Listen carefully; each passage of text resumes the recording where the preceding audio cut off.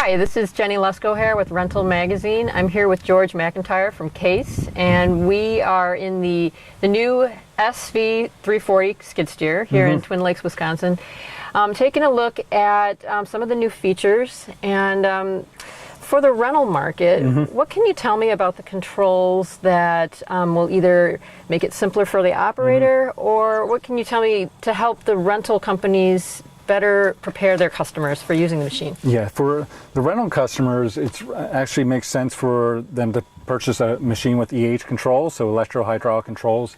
And the reason for that is because it allows for easy switchability between control patterns.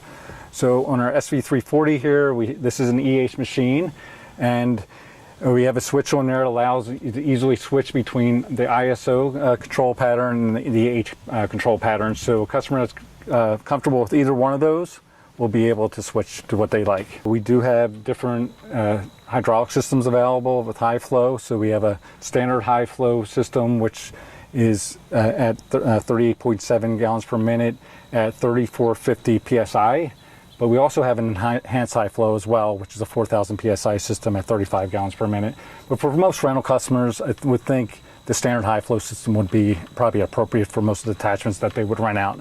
And that's the other thing when we're talking about skid steers or compact track loaders. A lot of the money that a rental house can make, as you know, I'm sure, is through renting out those attachments as well, because the premium on renting an attachment can be significantly higher than what it is on the prime mover itself, in this case the skid steer. Right. Right. Okay. Any operating tips that that rental companies can take with them to let their customers know?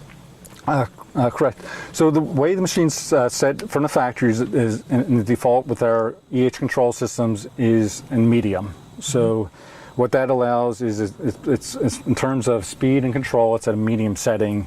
But if they wanted to, they could potentially put it down to a lower setting if they want to make sure that, especially if there's certain customers that are very hard on machines, they might want to bring it to a lower setting so that they don't damage the machine. So that's something they could consider.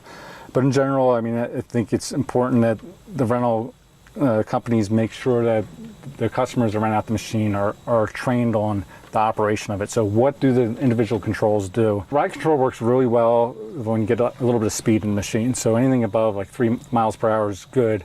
Once you get into a situation where you're actually operating or digging into a pile, for instance, or maybe you just need to move some materials and you're getting that bucket load of material, at that point, ride control is not something that you want to actually have to activate it. And the reason for that is you're going to see, because of the way the system works, you're going to actually see the loader bucket actually drop down and loader arms when you go into that type of environment. So what we've done with the Case skid steers is we do have a momentary switch for ride control for that reason.